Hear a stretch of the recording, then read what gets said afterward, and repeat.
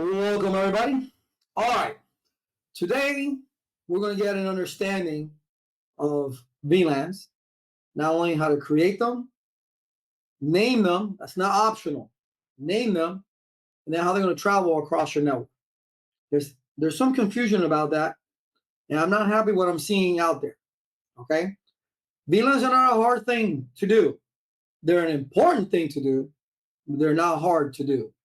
Obviously, like anything in IT, you better design before you implement. Think about what you're going to want to do, where you want to do it, how you're going to separate things, and then implement it. All right. As far as VLANs are concerned, I'm going to show you something from the Cisco 2nd edition book. Okay. VLANs is what the abbreviation states: virtual local area networks. Virtual. Now, by default, we are all part of VLAN 1. We are all part of VLAN 1. That's the native VLAN. That's the default VLAN. That's the administrative VLAN. That's the management VLAN. Whatever freaking name you want to call it, that's the default VLAN that exists. Okay? That exists. So, is that a problem maintaining everyone in a particular VLAN? Yes, it is. And that's due to the lack of training, and that's due to just lazy networking. One example, I worked at a career college when I was back in the States, and they did not want to do VLANs across their entire network. They didn't. They just wanted VLAN 1, because they had 2 separate racks. They wanted VLAN 1 for all their students.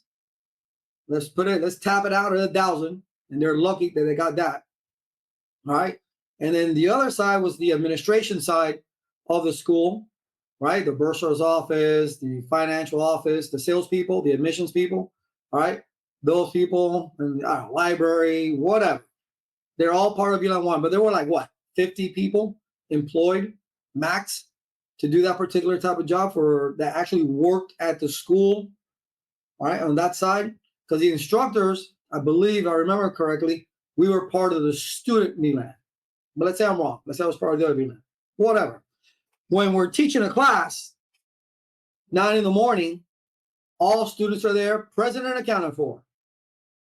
And what does everybody do when you get there? Everybody goes online, whether they have to or not. Back in those days, I don't know, it was MySpace and whatever, Facebook and all other types of social media, YouTube, what have you. Everybody's logging in, checking their emails, doing what they're not supposed to be doing. And maybe some people, since this is a career college, let's say medical, right? They had to take tests. And they're logged in to take the test, and it's slow. The internet's slow, right? Even though back then it was T1s, okay? The internet was slow. You got all this traffic already online and on the local area network, because you have all these people. Let's say out of the 1,000, you have 700 people that are online, and they're part of the same VLAN. Well, what happens? What's the problem with that? Because everybody on the same freaking VLAN and on this, you're going to be on the same network, you are generating noise. And for those of you in IT, okay, that say, well, once you ARP and the ARP learns the MAC address, right? Because ARP knows the IP. Hey, who's the owner of this IP? It's me. And then the switches learn those MAC addresses, and they map out the MAC addresses in the switch. Now there's no more broadcast. You are dead wrong. Okay? What's happening is that there's still noise, because if you're in a room filled with people, everybody's quiet, and you decide to say, yo, lads, what's up? Everybody's going to turn around and look, hey, why is this person screaming? What's going on? Everybody hears that noise, which in a network, that lowers the amount of bandwidth that you can use, okay? That lowers it. If you have Cat5e that you can go for the first 250 feet at a gig, all right, but for the full length of the cable, it's 100 megabits per second, you're not getting that 100 megabits per second. I don't care if you're full duplex. It's not happening. And if you're in a full duplex environment, even though CSMA CD doesn't matter anymore, because you got 2 pairs of wires that send and receive, you still got too many freaking people on one subnet, on one VLAN. So you need to logically segment things out in order to avoid that issue. What's the old saying? What happens in Vegas stays in Vegas. What happens in a VLAN stays in a VLAN. That's why you sound so upset, because it's friggin' annoying that this is still, in today's environment, is still going on. And I don't know how many videos I put up there, courses I put up there, and still this is going on. Because in the real world, as you guys like to call it, all right, you don't do what you're supposed to do. Either they're not letting you, they're tying your hands, I don't know, they're threatening your family. I don't know why you don't do that. You separate by department, you separate by floor.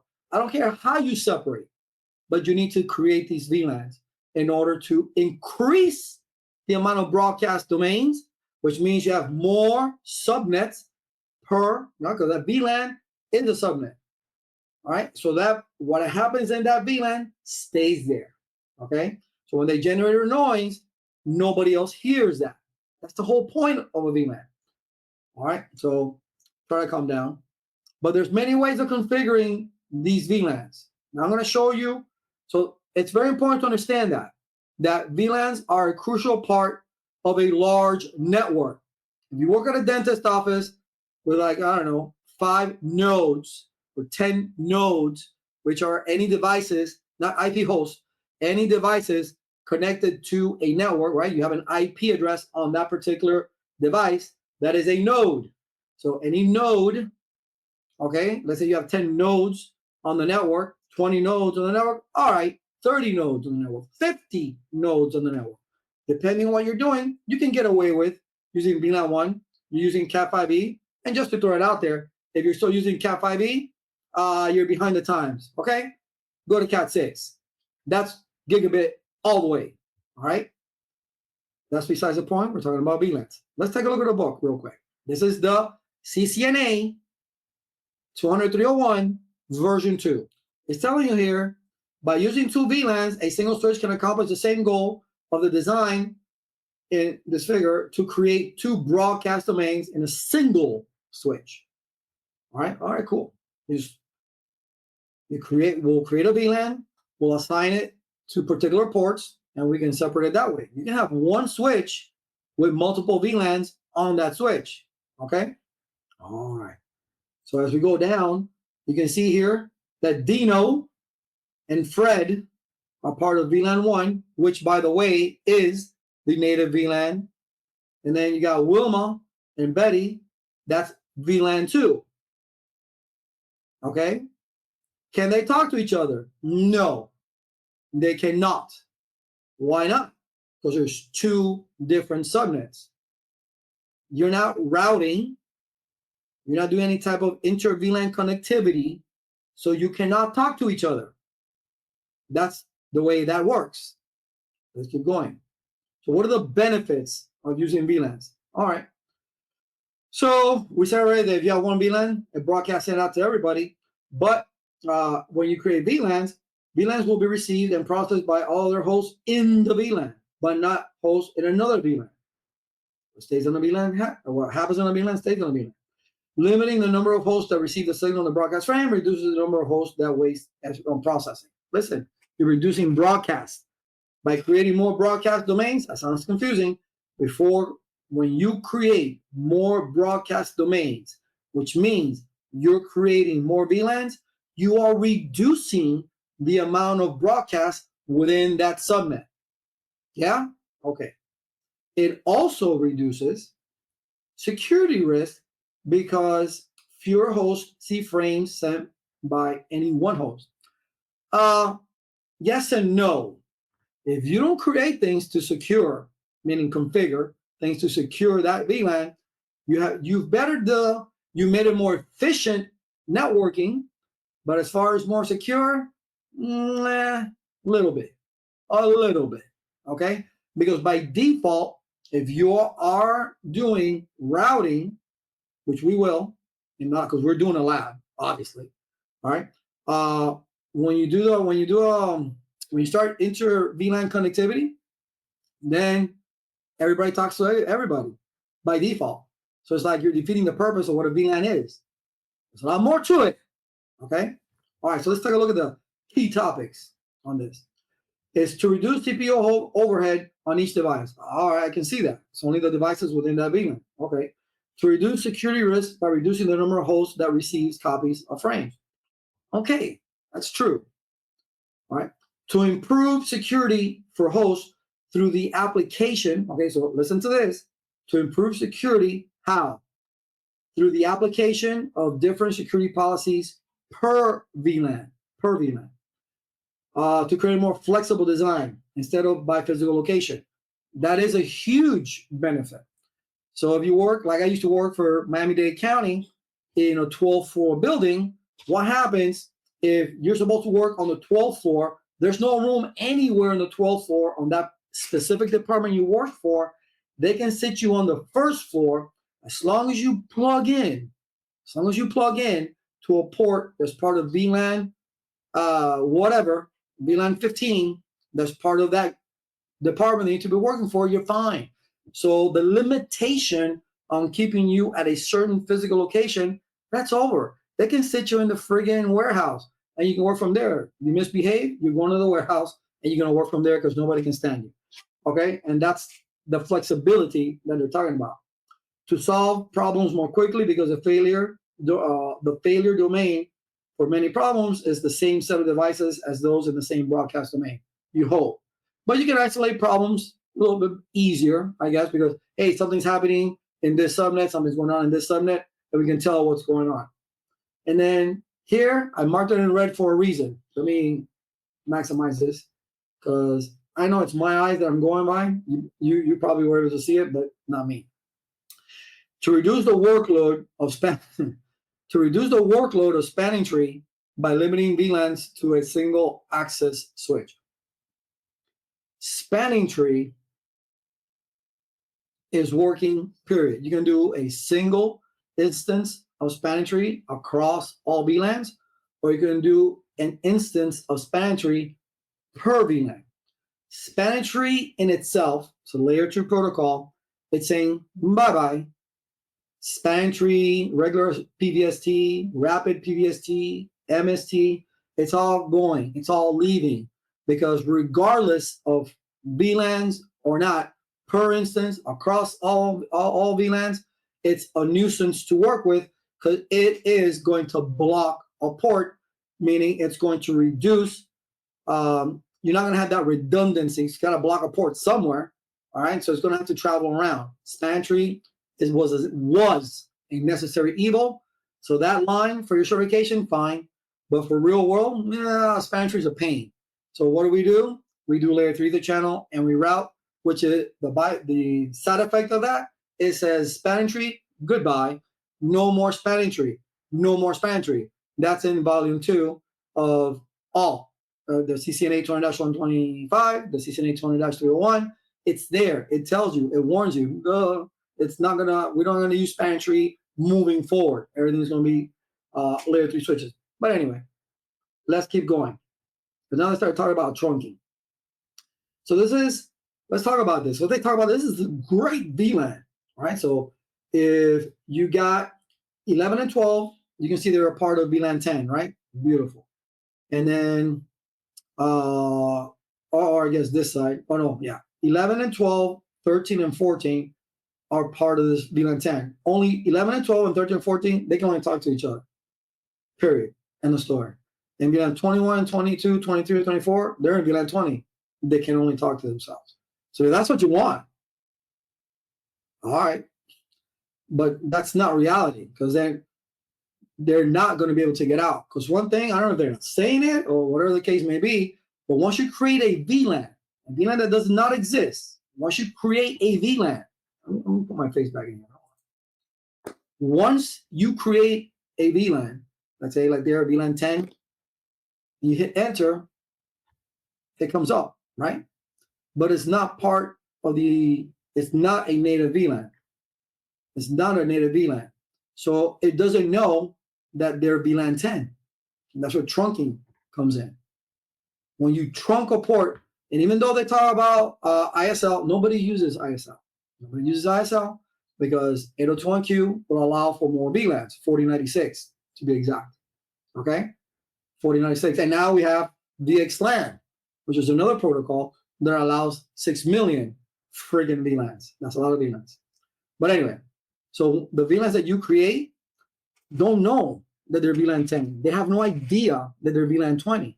So that's why you must trunk a port. And I know the definition that they tell you is a trunk port comes from telecommunications, because telecommunications carry many lines across that trunk cable.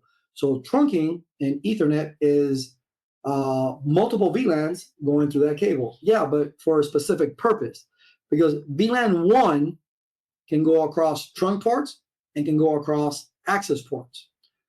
VLANs that we create, 10, 20, 30, 40, 50, 60, whatever VLANs you create, they cannot go across an access port. Do you know why? Because VLANs that you create don't have something special in their frame, which is called a PVID, a port VLAN identifier. It's not there. It's not there. VLAN 1 has that because it's the native VLAN. It has a PVID. That's what can go across any port, but not the VLANs that we create. That's the reason.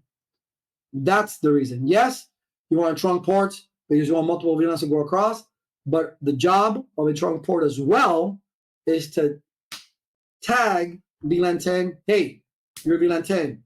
You're VLAN 20. Okay, that's it's called frame tagging. That's what needs to happen. Yeah. All right. Let's continue before we get into the lab. All right, let's go now. All right. So VLAN tagging, I just talked about that. And let's keep going. Let's keep going. Let's keep going. Here's when they talk about the 802.1q and ISL. This shouldn't even be a topic anymore, but whatever. It's in your certification. 802.1q headers has 4096 VLANs. There's the normal range of VLANs with values from 1 to 1005. Some switches can use extended range from 106 to 494. It all depends on the configuration. This is funny. This is hilarious. So switches can use the extended range. Extended range VLANs depends on the configuration of the virtual trunking. I'm gonna put this in blue. I'll put it in green. How about that? It all depends on that. But as you're gonna see, that here they're saying no, don't configure BTP. It's bad. It's bad. Everybody hates it. It's scary. Don't do it. But yet, if you want to use VLANs in the extended range, you got to configure BTP. Hilarious. All right. And then they tell you there's the tag, right? Destination. We're talking about layer 2, right? Destination address, source address. And then the tag for 802.1q, the type, right? If it's IPv4, IPv6, data, and the frame check sequence. Here we got the type. In this tag, type, priority, a flag, and the VLAN ID bits. All right, cool. Interesting. The native VLAN, what are they called? What are they called? Untagged frames. So terminology-wise, it's something, hey, I got some untagged frames coming my way. Oh, okay. Oh, we got some tagged frames coming our way. Okay, so from what VLAN they're coming from.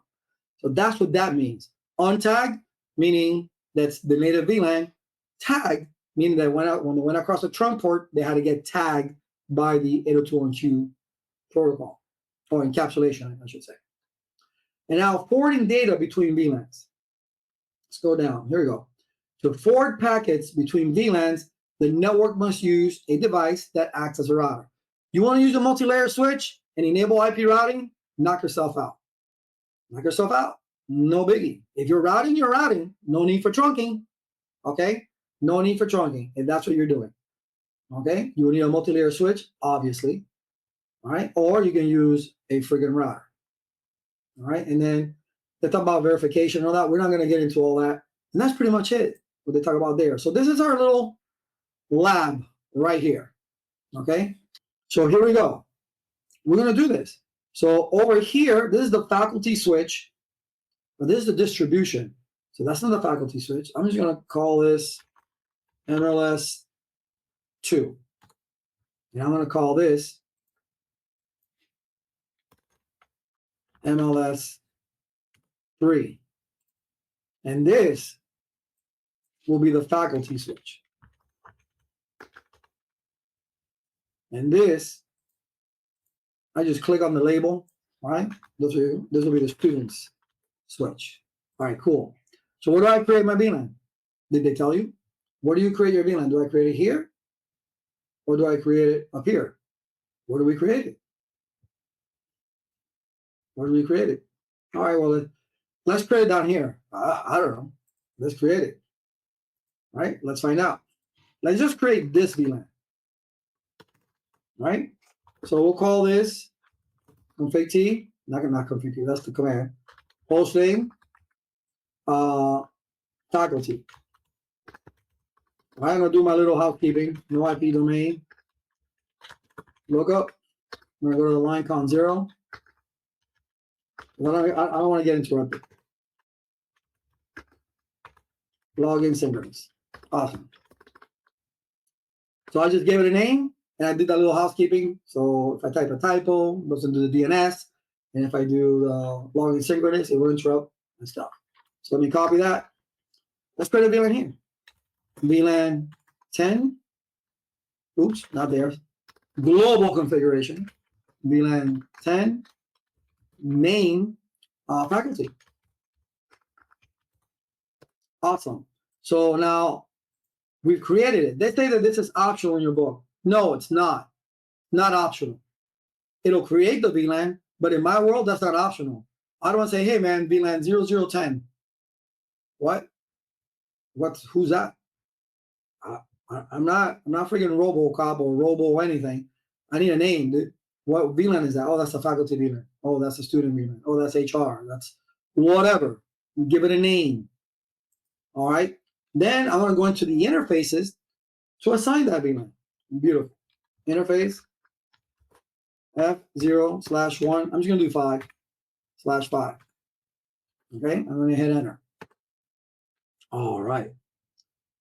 Dude, this thing over here is kind of like small. I don't know what's going on here. This is, okay. We'll soon find out once we put it up. So I'm in, I didn't put range. Sorry. Int range F01-5. So now in that range, the first thing I'm going to do, switch port mode access. Why? Because it has to be an access port. And what the book tells you is, well, ports can be accessed, they can be desirable, they can be dynamic, they can be auto, they can be trunk. So when you turn a port into an access port, you take out the dangers of actually putting it into auto or dynamic or trunk. It just, really? You can still face the dangers if somebody inside your network decides they want to change that, but they won't do it automatically. All right, so it's an access port. It has to be an access port, or you cannot assign the VLAN. Switch port access, VLAN 10. There, UWR. So far, so good. Let's take a look at it. Show IP and brief. All right. Oh, not IP and brief, sorry. Show VLAN brief. My bad. All right, let's maximize that. So here we go. Here's VLAN 10. And that's the ports that are assigned to VLAN 10. Awesome. Awesome.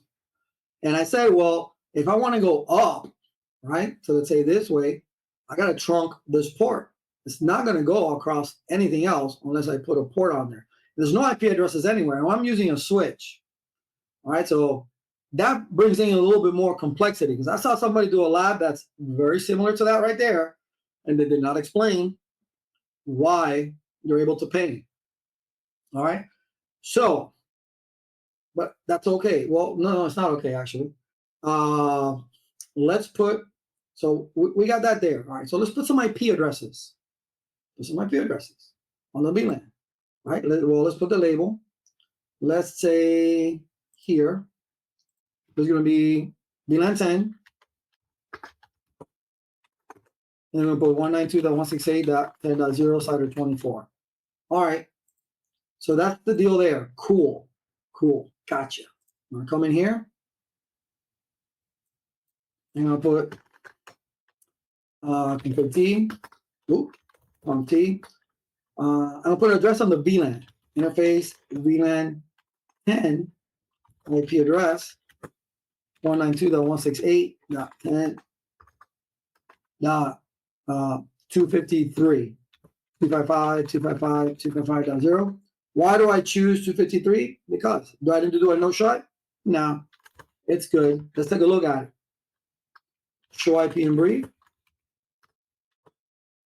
All right, so let's maximize that. So it's telling me that we're good. VLAN 10 is up. Awesome. All right. So if we wanted to go up this way, right? So VLAN 10 doesn't exist in here, right? VLAN 10 doesn't exist here. And this is MLS2, host name MLS2. Okay. So if I do show VLAN brief,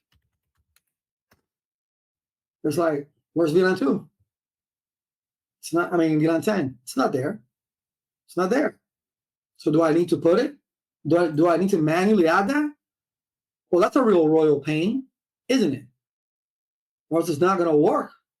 Because there's no VLAN 10 up here. It's not going to go up there by itself, right? I don't see anything happening up here. Oh, I know. I forgot. I got to trunk this port. Config T. Interface F020.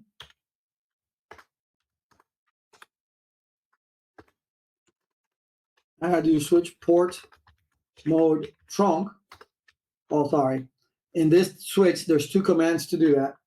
Switch port trunk mode, switch port trunk incap .1Q, 8021Q. Then you can do switch port mode trunk. Then you can do that. Two commands on this particular type of switch. Cool. Let's take a look at that. Show int trunk. There it is. So it's on. I deliberately changed it to trunk. Okay. This is the encapsulation, and that is the trunking. VLANs allowed, all of them. But look at where 1005. Oh, okay. So right now it's 1 in 10. All right. So now it has to. VLAN 10 probably propagate up there. It will probably propagate up there. Let's maximize it. And you know what? With packet tracer, let's remove all doubts. Let's fast forward through time. Okay, let's go back in here. Let's check it out. Show VLAN brief. VLAN 10 is not there. Oh man, that means I need to do it manually. Config T. VLAN 10. But there's nobody up there. These are my distribution switches. There's nobody up there. Name, faculty. All right. But I'm not going to assign it to any port. This is my distribution switch. I'm not going to have nobody plugged in up there. They're all going to be plugged in the access port. So I'm just going to give VLAN 10 up here an IP address as well, since we configured it. So we're going to go int VLAN 10, right? And then we're going to do IP address. All right. 192.168.1.252. 255.255.255.0, and I don't need to no show that. So we're good there, right? So all right, okay. Let's make sure that we got the right IP addressing scheme going on here. Show IP in brief, and hang tough, people. Stay to the end, or fast forward. Just move forward. Keep moving forward if you know the stuff. Stay to the end. All right, 192.168.1.252. All right, that's VLAN 2. It's up. All right. And we have to manually create it up there. Let's go over here. All right. Let's do show IP in brief in here. And we got, oh, look, I put 10. So you see, I knew I made a mistake. Well, we can always override that, right? I put 1. That's wrong.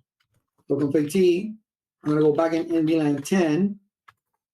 and I should put IP address 192.168.10.252, 355.205.255.0, UWR, verify, trust but verify, always check, always check. Show IP in brief, once again.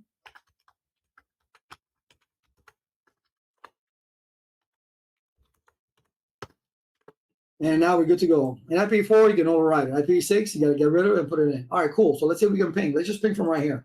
Let's ping the one beneath us. Ping 192.168.10.253. Can we ping it? Let's wait for that ARP. Yeah, we got connectivity. Awesome. How do we? We're going to literally put VLAN 10 again up here? Or what should we do? Again, I, being the person that I am, I'm going to let you know this is going to be a... it's not going to be part of the same network.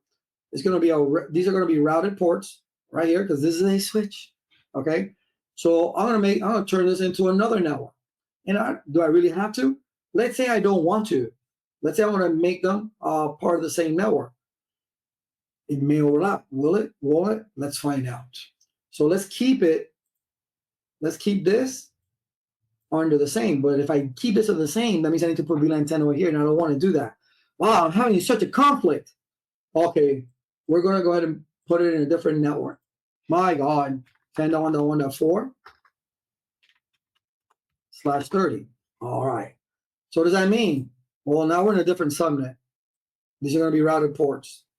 So now you got to go ahead and definitely route. Definitely. You're going to route regardless. Now this port is trunked. Okay. So let's turn this into a router port, right? Let's turn this into a router port right over here.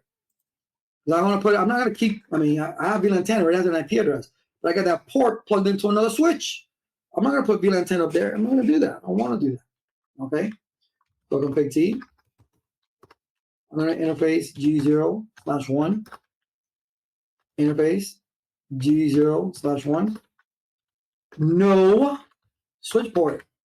You took away, you took out, or let's not say take out, you enhanced that port by now being able to put an IP address on it. You gave it layer 3 functionality. All right, IP address 10.1.1.5, 255.205.205.252. You don't need to turn on. You don't need to turn it on. All right, so that's that. We got to do the same thing on this port right here. All right, let's do it. Let's do it. The other side of the switch is going to be done completely different. All right, the other switch on the right hand side. This is the core. This is the core. Oh, hold on. There we go. Enable. Config T. Now we're going to go to interface G0/2. No switch port. Lovely. I'm going to put an IP address on G02 IP address, which is the other part of that network. 10.1.1.6. 255, 255, 255, 252. No short. No, I don't need to do that. Control Z, WR. And let's see if we can ping 10.1.5. Ping 10.1.1.5. And we can. Can we ping the 192? I mean, it's on the same switch. I should be able to ping 192. Come on. Can't you just forward that information? 10.252, was it? Let's fast forward through time. Oh, it's request time out there. If I get another request, yeah, no, can't get to it. All right. So that means in order for me to get from here all the way up here, I have to route. Okay, where do you need to route? You need to route here, here, and here. On all three. Okay, so we're in the core. Let's do it. Config T. IP route. Oh, IP routing. Sorry.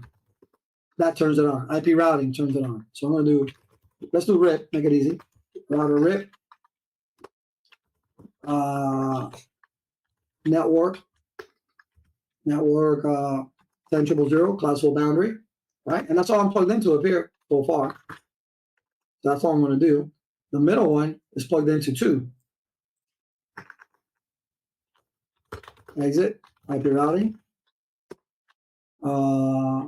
Router RIP. Ooh, I did something bad. Up here. Look what I did. I didn't put version 2. It's not too late. put version 2 in there. Okay, let's go back to this one. Version 1, nobody use it, and version 2 and version 1 don't play nice with each other. All right, network 10.0.0, and then the other network is the LAN 192.168.10.0. And now, I did also something naughty which I forgot to do. Now I need no auto summary. Let's see if I did that. Did I do that one on top? I didn't do it. I need to slow down. No auto. You gotta do no auto because it summarizes by default. If you're using RIP, you better type that command.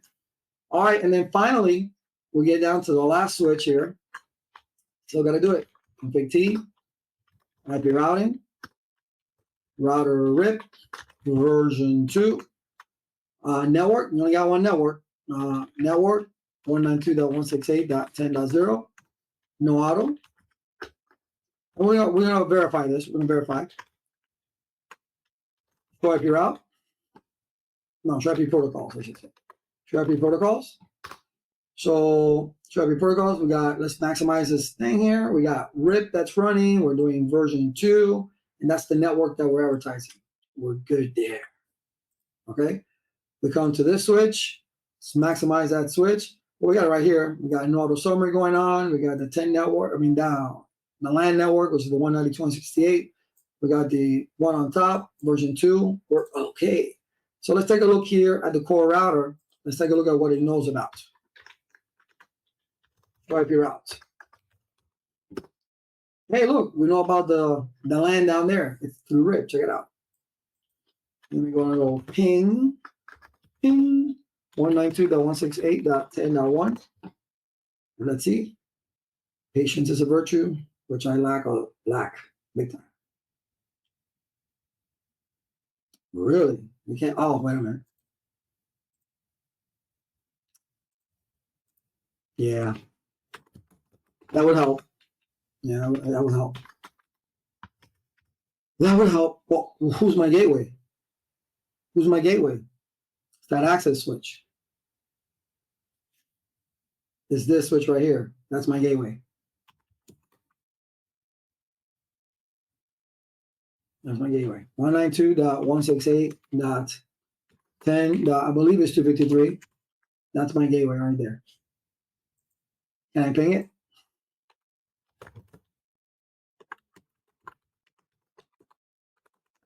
And I can. All right. Can I ping 10.116? Because 10.116 is up here.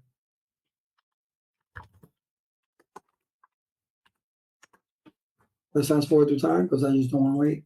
And I can. So look at that.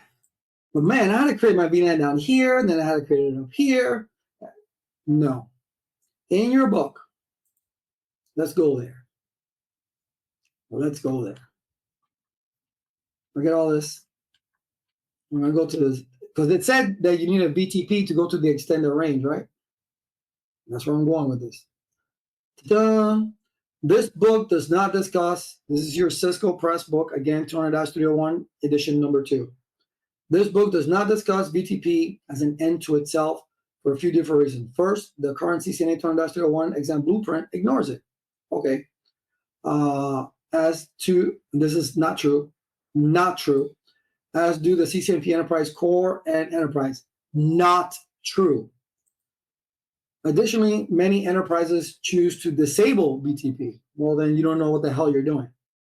Because you just said before, okay, they said it, that you, in order to get to 4096, it says only some switches can use the extended range, and it all depends on how BTP is configured. And now you're telling me that most companies don't use that. Also, you can easily disable. So they want you to disable it. They want you to disable it. No, I don't, and I'm never going to. Never going to. So I'm going to come here. We created the VLAN down here, didn't we? Didn't we? We created here, over here, we created VLANs here and here. I'm not going to do that. Can you imagine a larger network? That would be insane. I'm not going to do that. I'm going to come here. I'm going to go to CLI.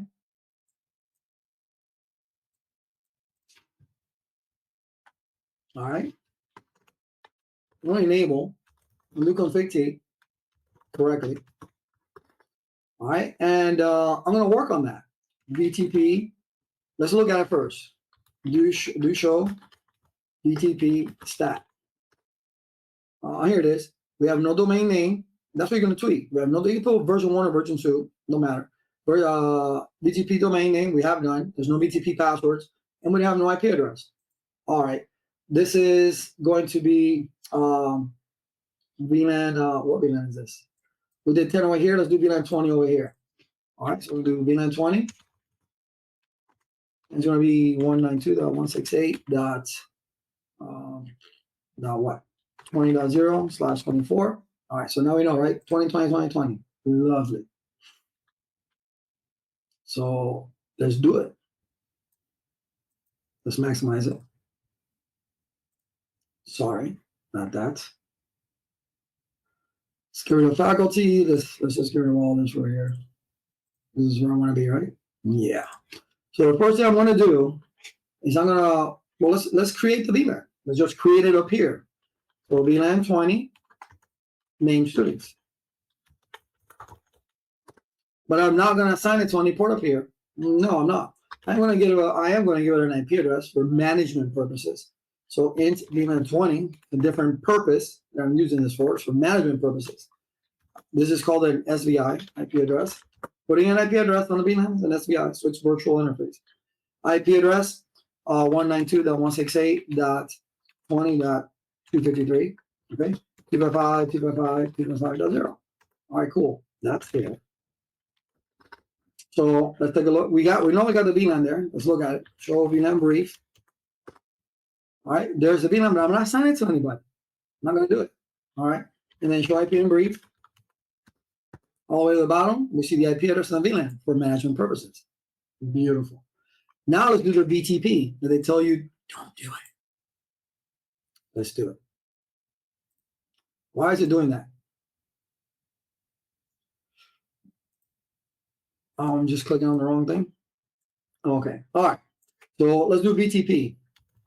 All we got to do is say BTP. This is already a server. They set it there. So BTP domain Tarzan. I protect those. Tarzan, Lord of the Jungle. BTP domain Tarzan. That's not secure enough. We need to secure this. Okay. So we're going to do BTP password. And I love mangoes. So mango. That's the password for the BTP. Let's look at that. Do show BTP stat. Like I'm going to a hospital. There's Tarzan. Yeah, but where's the password? You can't see it. Show BTP or do show BTP stat. Ah, password, sorry.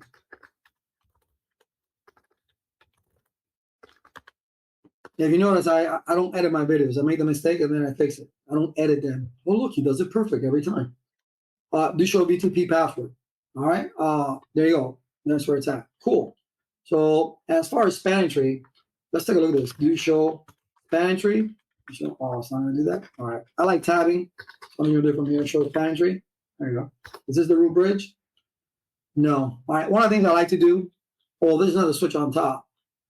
It's the core switch. So I'm just going to leave this alone. No big deal. Is there any block ports here? No block ports.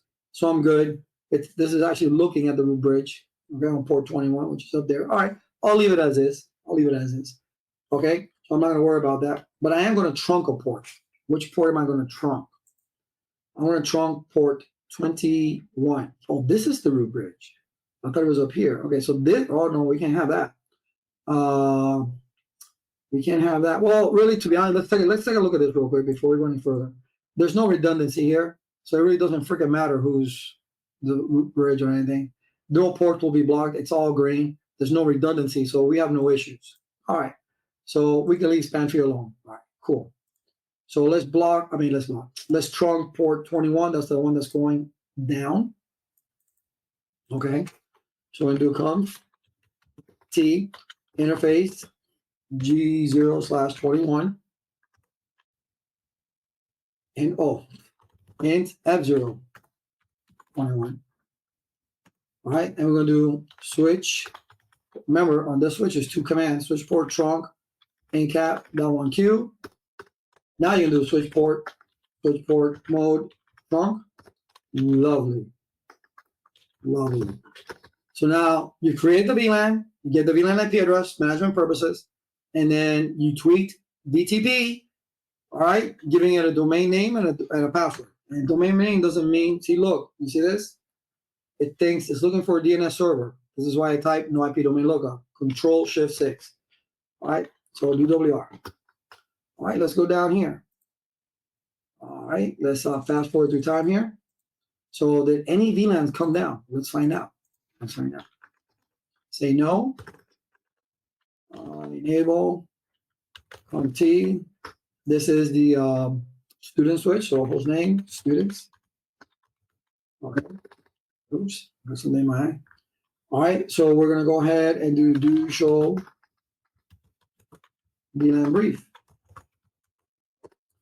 Nothing came down. Why? Because there's a freaking password on it. You gotta be part of the same domain, and you gotta be part, and you're gonna type in the password. So BTP, oh, hold on, do show int trunk. Well, the port is automatically trunked, so it is a trunk port. They just don't come down magically because you are going to tweak BTP. Oh, okay. So we have to do BTP domain, what was it, Tarzan, correct?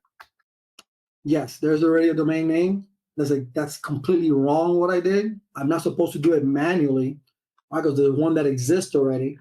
So what I need to do is say BTP mode client. Much better, much better. All right, let's fast forward through time. Okay, that should be enough, I would think. And let's take a look at it. Do show BTP stat. Well, there's Tarzan. There's Tarzan. All right, cool. So do I have my VLANs? Do show VLAN brief. Yeah, I still got my VLANs. I forgot the password. I'm sorry. I gotta put in the password. BTP password. Mango. And I changed it. It's not DIE, no. It's do. All right. Now, let's see if we got it. Do show VLAN brief.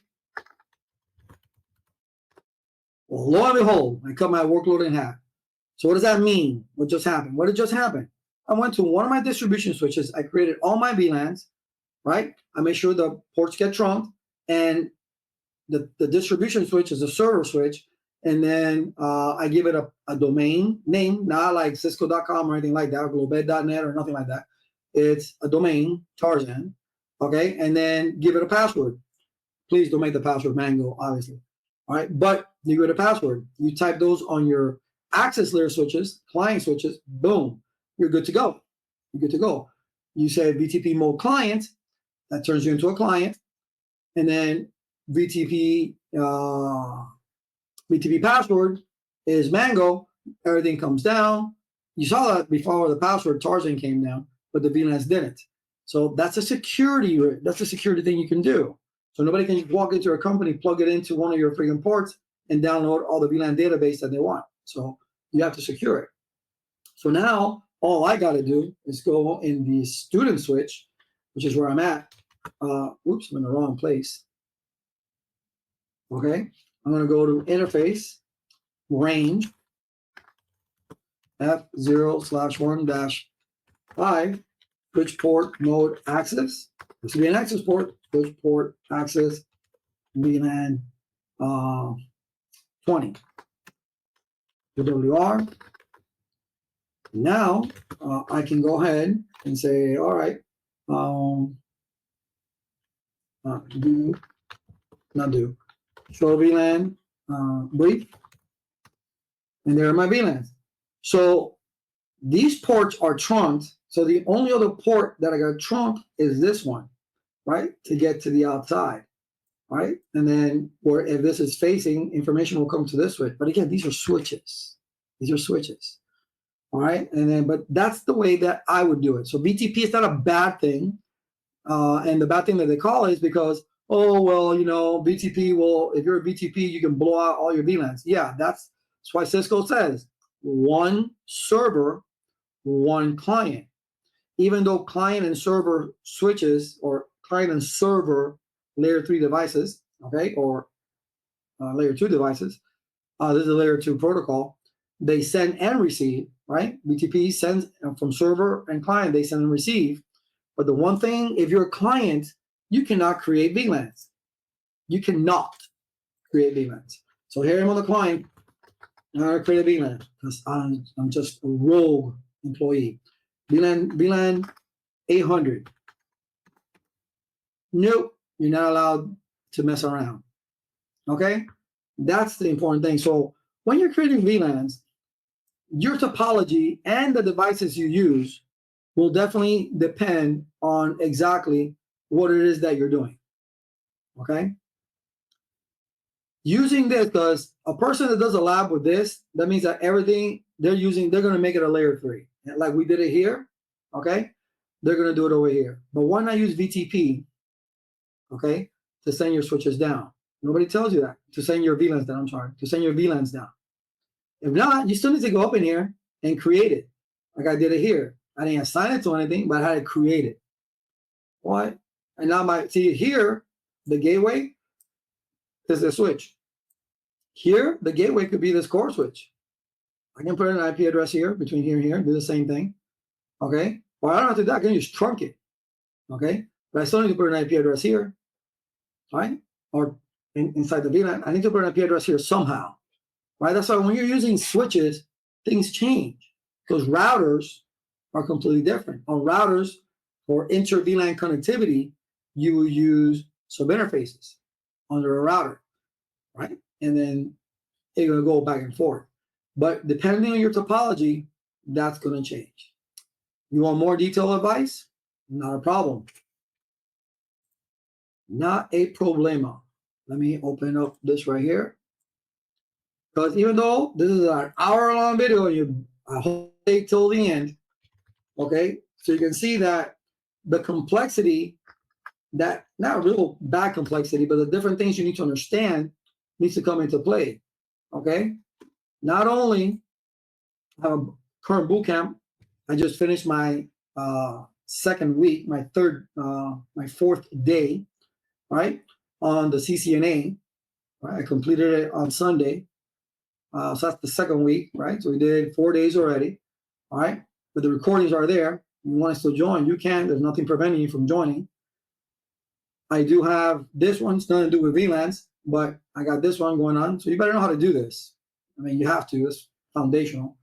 But not only that, I got a 12-week, 96-hour CCNP coming up when? March 1st. Right now it's on sale. Right now it's on sale. I see the information is there. It says limited time. Use code CCNP40 to get 40% off. Now they put there for I don't do this. All right. I don't. My wife is the one that does this. 40% off for the next few days. I don't know how long that is. So you will. I said, oh, here it is. CCNP Encore Live Bootcamp will run from March 1st. What? No, to May 18th. I thought March as well. It's 12 weeks. 12 weeks starting March 1st. You do the math. All right. But it's 96 hours, and this coupon code is limited. This coupon code is limited. And if they do further sales, it won't be 40. It'll be like, I don't know, 30, and then 20, and then 10, and then none. All right. So you want to get the whole shebang. All right. Everything and anything to do about that. And if you've already taken a CCNA, you're thinking about renewing your CCNA, you don't have to. If you've already been in the field for quite a bit and you've taken your CCNA previous time, there's no prereqs. There's no formal prereqs. You can go into. I would never tell, if you're a truck driver and you're coming in and you say, hey, I want to take my CCNA, say, forget your CCNA. Go straight to the CCNP. I would never do that. Never do that. But if you know that you have the experience and you think you can do this, okay, think long and hard, but you can do that. But you get 40% off that price right now using that coupon code that's there. So go to global.net, subscribe, go in there, and take a look at it. Also, and so you can see, let's say that maybe this is the first time you see me. If you can see the way that I can teach, you can go to YouTube, right? You can go to YouTube, Better Working Doctors, check all the videos I have there, check my lives, all that stuff. But if you want to have a one-on-one with me on this, not one-on-one, but whoever's in the boot camp or in the workshop, it's coming up tomorrow, actually. Tomorrow for me. It's coming up tomorrow. So we're going to go ahead and do IP4 subnetting so you can finally learn how to subnet. The quickest way on planet Earth, okay, is my method. And then the purpose of route summarization, not only how to do it, but why we do it. All right. With that said, I'll let you guys go, and I'll see you in the next one.